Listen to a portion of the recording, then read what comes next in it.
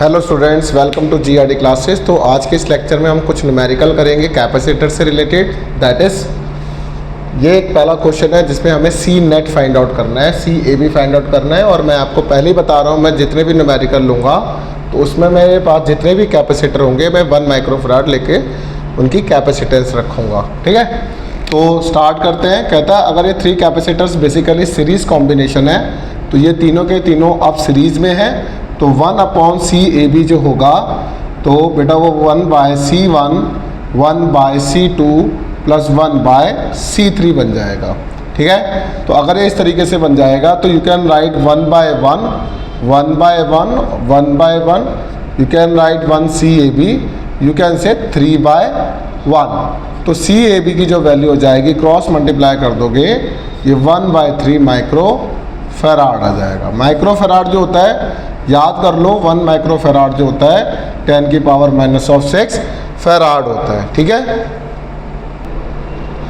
ये एक और बेसिक क्वेश्चन आपके लिए तैयार हो गया है। कहता है कि 3 कैपेसिटर इस तरीके पैरेलल में लगे हुए हैं, तो पैरेलल में लगे हुए हैं तो बेटा 1/CAB की जगह इस बार हो जाएगा CAB C1 plus C2 plus of C3। तो ऐसी कॉम्बिनेशन में जैसे हमने लास्ट लेक्चर में इनकी डेरिवेशन करी है, ठीक उसी तरीके से अब इसके न्यूमेरिकल लगाएंगे। तो 1 + 1 + 1 हो जाएगा, यू कैन राइट 3 माइक्रोफैराड जो हमारा रिक्वायर्ड रिजल्ट बनता है। बहुत ही ईजी है, करके देखो जल्दी से। इस क्वेश्चन में हमारे पास इस तरीके का कॉम्बिनेशन है जिसमें ये 2 और ये इस तरीके से अरेंजमेंट हो रखी है। तो सबसे पहले ये एक अलग से कैपेसिटर है जिसे C4 बोला है, वो C2 और C3 का कॉम्बिनेशन के साथ पैरेलल में लगा है। तो सबसे पहले क्या करेंगे, C2 और C3 को सॉल्व करेंगे। एंड ये दोनों कैसे लगे बच्चे, सीरीज़ में है। अगर ये दोनों सीरीज़ में है तो 1/C2 प्लस 1/C3 हो जाएगा 1/C23। ठीक है, ऐसा होने से ये 1/1 प्लस 1/1 बन जाएगा, यू कैन राइट 2/1। तो C23 की वैल्यू आ जाएगी 1/2 माइक्रोफैराड। क्लियर हुआ यहाँ तक? अगर यहाँ तक क्लियर होता है, अब इसके बाद हम क्या करेंगे कि इन दोनों का रिक्वायर्ड रिजल्ट लिख देंगे इस तरीके से, जो क्या बनकर आया बच्चों, दैट इज C23 बनकर आ गया। एक नई फिगर बनेगी जिसमें आपको इस तरीके से ड्रॉ करना होगा। अब ये वाला कॉम्बिनेशन जो है पैरेलल कॉम्बिनेशन बन जाएगा। तो now you can right C23 and C4 in parallel. तो अगर ये पैरेलल में होता है तो CP बन जाएगा C23 plus C4। You can right C23 की वैल्यू 1/2 एंड C4 की value you can write that is 1। You can write 3/2 microfarad. Clear हुआ? मैंने एलसीएम ले लिया, this will equal to CP। अब CP ये आ गया, इसको सॉल्व करके तो ये सारी अरेंजमेंट अब बिल्कुल मर्ज होके क्या बन जाएगी, CP बन जाएगी। ठीक है, तो अब ये क्या बन जाएगा बच्चों, CP बन जाएगा। अब ये दोनों कॉम्बिनेशन सीरीज कॉम्बिनेशन है, तो we can right C1 1/C1 1/CP 1/CAB बन जाएगा। एंड ये हमारा रिक्वायर्ड रिजल्ट है। तो 1/C1 की जगह वी कैन पुट 1 और CP की जो वैल्यू आई है 3/2, तो 3 नीचे आ गया, 2 ऊपर चला जाएगा, तो 1/CAB बन जाएगा। तो 3 + 2 5/3 1/CAB आ गया। तो CAB की जो वैल्यू हो जाएगी वो कितनी हो जाएगी, 3/5 माइक्रोफैराड, जो हमारा रिक्वायर्ड रिजल्ट है। ठीक है बच्चों, the next concept is point potential method. Point potential method क्या है, अगर ये वाली वायर और ये वाली वायर ना लगी होती, अगर ये 2 वायर्स अगर लेटर सपोज नहीं लगी होती तो आपके लिए क्वेश्चन ये 1 सेकंड का था। कैसे, सारे कैसे लगे हैं सीरीज़ में, तो 1/C1 1/C2 करके आप निकाल लेते। बट अब मैंने यहाँ से एक अलग सी वायर लगा दी है, ये इस तरीके से।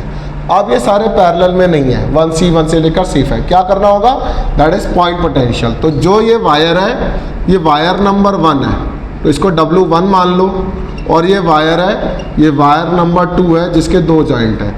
ये वायर 1 के लिए आपको यहाँ पर 1 लिख लेना है, यहाँ पर भी 1 लिख लेना है। ऐसा क्यों करना है, ये वायर 1 के कनेक्शन है।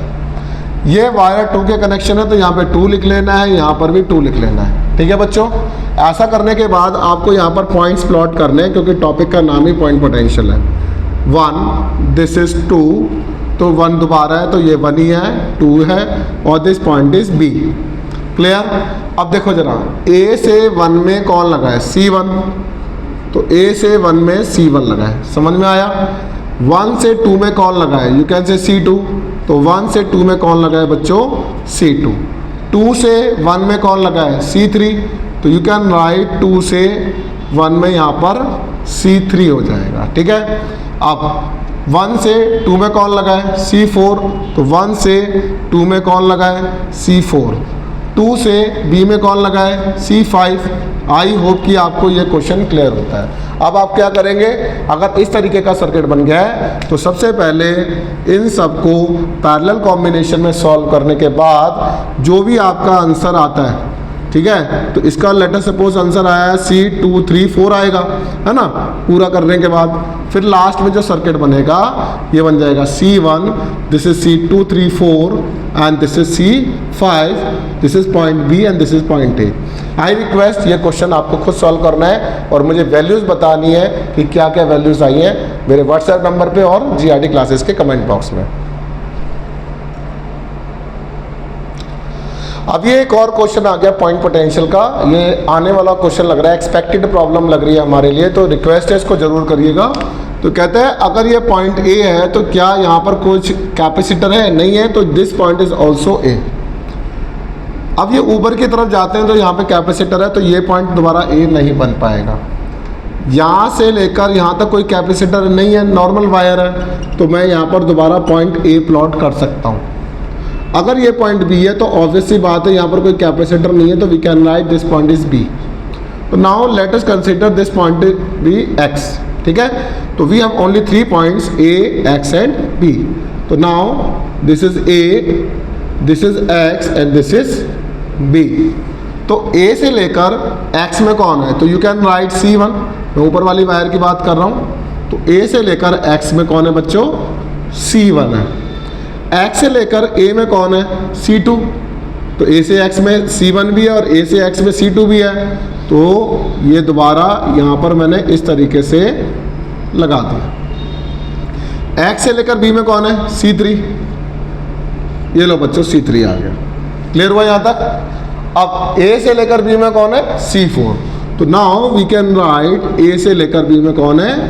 C4।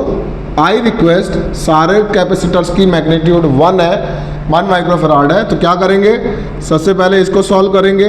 जब इनका आंसर आ जाएगा तो आपको दोबारा एक सर्किट बनाना है, तो यू कैन राइट C12 और ये हो जाएगा C3। अब इन दोनों का आंसर C4 के साथ पैरेलल में हो जाएगा, तो ये दोनों हो जाएंगे सीरीज में, इनका जो आंसर आएगा वो C4 के साथ पैरेलल में हो जाएगा। आई रिक्वेस्ट आपको ये फिर से होमवर्क मिल रहा है, इनको ढंग से प्रैक्टिस करिए और कमेंट बॉक्स में इनके आंसर को प्लीज़ लिखिए ज़रूर, रिटर्न प्रैक्टिस करिए। Thank you very much.